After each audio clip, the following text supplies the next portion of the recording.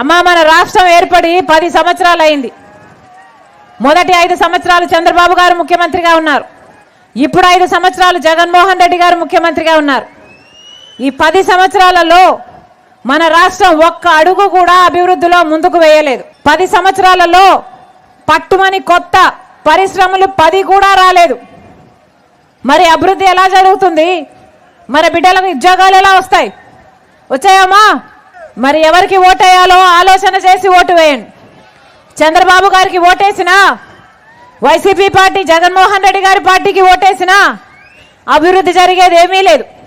అందుకే చెప్తున్నా, ఈసారి ఓటు వేసేటప్పుడు మన బిడ్డల కోసం ఆలోచన చేసి ఓటు వేయండి. మన అభివృద్ధి కోసం ఆలోచన చేసి ఓటు వేయండి.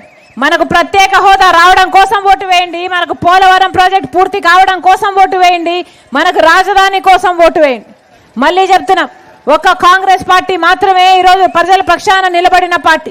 మీరు కాంగ్రెస్ పార్టీని ఆశీర్వదించండి. 10 సంవత్సరాల ప్రత్యేక హోదా తెస్తుంది కాంగ్రెస్ పార్టీ.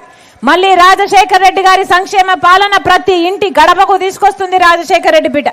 మనస్ఫూర్తిగా కాంగ్రెస్ పార్టీని ఆశీర్వదించండి.